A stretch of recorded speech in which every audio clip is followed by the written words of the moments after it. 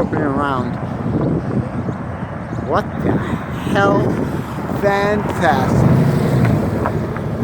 Look at that. That's a TVR. Oh my gosh. Look at that thing. Jeez, that is great. This is why I come to this show, to see such unusual pieces as that. Makes it smaller and stuff. But it makes sense to make it wider so it can handle, right? We're going to check out Bob's creation. This is just unbelievable. What inspired you to, well, you can't even say channel, make wider? I have 4 of these. Okay. And I always wanted to put a more powerful motor in. So I put in an 800 to 1200 horsepower LS3 motor that's stroked to 427 cubic inches with 2 turbochargers and water methanol injection. This is bloody well insane. Now it makes sense because it fits perfectly. There's not a lot of room left. Oh my gosh. And that there's is an awful great. lot of other things that go on here that little tricky things, like the people that help me are listed here. I have the license plate articulates down. I have 2 fill ports for the 2 fuel tanks. Show me the license plate. Let's take a look. See. Well, look at it. You got to go to the back. I'm following you. No, I'm going around to the back. Oh, okay. Well, it articulates. We'll see what it does. You want to see it come down? Yes, please.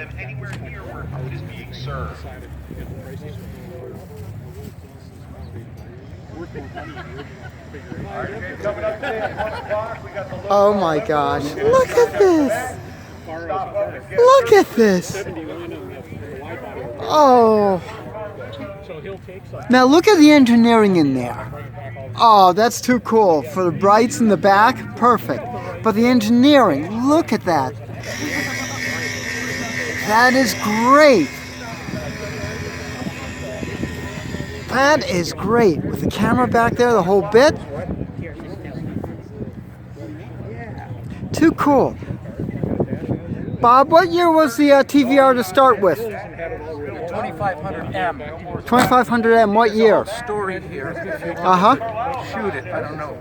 The car started exactly like this one. Very good. How long did it take you to build? 5 years. 5 years. I like your engineering. I mean, I took a close-up of the just the license plate engineering. That is so fine, so fine. Now, full roll bar, of course. It's a full roll cage. It's an 8-point roll cage. Okay. And it's built for SCCA, hill climbs, as well as NHRA drag racing. And the reason for the articulating license plate is to be able to get a tube through the back of the car for a drag chute. Oh, because you have okay. to have a drag chute if you go over a certain speed. What kind of times are you pulling? I haven't ever done that. I have about 1,500 miles on the car right now. Oh, geez. You know, winter was here, and I'm working on other things. I'm a helicopter pilot, and I have a lot going on. I have 6 companies, so I can't do, you know, I can't do. I've got one word for you, Bob. Clone. Good point. This is absolutely remarkable. Would you open the door? Let me take a shot of the interior. Oh, that is brilliant. Thank you. Get that off. This is great. Look at this. My gosh. Talking about helicopter pilot. This is crazy. Absolutely crazy. You got smoke, you got steer, you got light, you got spot. Boost, rear lights, windows, stopwatches. Oh gosh, fuel pump. Look at this. No wonder you need it. Very good. Are you in? Yes. Typical TVR in the way of the tightness, but oh geez, this is great. Electric windows, of course. This is Pam from Northeast Wheels Events, checking out the 1974 TVR M25 by Bob Steffens. This is called the Split. It's 12 inches wider for incredible handling, 427 stroked aluminum Chevy motor, twin turbochargers with water methanol injection, twin cats, mufflers, T56 6-speed transaxle. Love it. Manual transmission. It's a 3-speed. It's a 3-pedal. Full smoke screen, a la James Bond. Oh gosh, this is just craziness. And this is an everyday car. Okay, let's see how we can get out of here. All right. I don't want to touch too many buttons here. There she is. Now, when you get out, yes, you want to walk towards the back of the car, otherwise you're going to hit the door with your... Oh, I see. Okay. Very good. I have the category. Ran when parked. There we go. What actually actuates the doors? Pardon me? How do you get the action on that? Right here. It's the solenoid, but like, is it an air cylinder in the door? It's a solenoid with a gas spring. Gas spring, okay. And I also open up the hood the same way. I have a solenoid here, Right.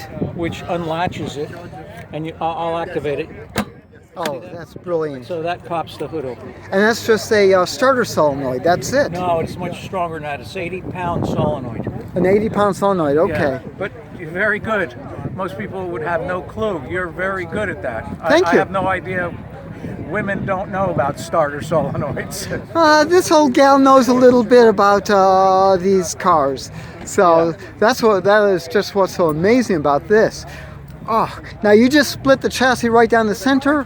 How did you work the chassis? I spread 6 inches down the center. I should have made it 7, but you don't know until you do it. Yeah. And then I added 3 inches here between the brake and the clutch pedal on this side. Uh-huh. And on that side where you see that purple tank, that's my water methanol tank. I added the 3 inches on that side. So the 3 inches, and the 6 inches in the center makes the 12. Jeez. That is wild. Yeah, but what's interesting is that you still have the very tight, typical TVR driving position. Pretty much, yes. Yeah, yeah. It's got a 6-speed. It's somewhere between 800 and 1200 horsepower, depending on what boost I select for the from the wastegates on the turbos. I noticed that you had everything manual as well as an electronic override. I do. The biggest problem that I've had, and maybe I said it before, was temperature. Yeah. Because of the excessive heat that this puts out, as well as blow-by. And originally, because of the turbo boosts and breaking the motor in, I had a tremendous amount of blow-by, and I tried many different things with air oil separators, and none of this stuff worked. And that's why you'll see on top of the valve covers you have the 6 breathers with the K&N filters. That lets everything out. Okay. And I don't have anything hooked up to as a PCV valve going into the intake manifold or any of that stuff, because none of it worked. This works. Wow. I had a problem also. One day I let off on the gas and I blew this big blue hose off that goes into the throttle body because I didn't have enough blow-off valves. Oh, so I added okay. a second one there. You see, Yes. the top one was original, the bottom one is the one I just put in. How big are those turbos? Those things are huge. Well, they look pretty big because I've got them wrapped with this material. This material I get from aircraft spruce. It's firewall material. It's a ceramic with a stainless steel on one side, then ceramic, and then aluminum on the outside, and I wrapped the whole thing just to keep the heat down. Oh, yeah. I've even wrapped the fuel rails. Oh, you have to, otherwise it boils over. Yeah. I noticed that your ventilation under the hood is very, very limited. Well, exactly, but if you look at the scoops on the front, you saw the scoops, Yes. right? They're to let heat out, not to let air in. Okay, yeah. Now, you'll not see an air filter on this either. The intake is in the wheel wells because there's just no room for it. Right. And you won't be able to see it, I don't think. No, I don't see it at all. There's 2 K&N filters that are in there. Wow. You're doing well, I don't know. Oh, look at that tubes. Jeez, that's great. But that was typical TVR, was that it was all hand framed and stuff. Oh, yeah. The rack, a whole bit. Let's see if we see anything in there. Now, I'm surprised you're still using the very small rotors, although they are dubbers. The rotors are drilled Look at that and steering. slotted and vented, and they're from a 1988 Toyota 4Runner. The front brakes are from an 88 Cressida Toyota. Okay. But the car is so light, you know, these TVRs start at 2,000 pounds. This car will stop on a dime without, you know, even though the rear wheels are 13 inches wide, you'd think that with the 13-inch wide wheels, I can still lock it up. So I don't need more braking. That's As a matter of fact, amazing. if you look at the rear brakes here, they're paltry, they're small Yes. compared to the wheel size, but it's definitely adequate. Oh, yeah. Well, you look at the most radical I've ever seen is on the Citroën SM, where you have just tiny, tiny little pads. It was just added for legality, if you shall. Logically, also, if you pick the right pads, that goes a long way. Yeah. Never buy the cheap pads. Always look into what you're buying. These are EBC yellow stuff pads, and I like them a lot. They don't dust much, and they work very well. That's a big thing. That is great. That is great. Jeez. This is Pam from NortheastWheelsEvents.com at the 2017 Carlisle Import and Performance show. Just check out Rob's incredible TVR, built for true performance.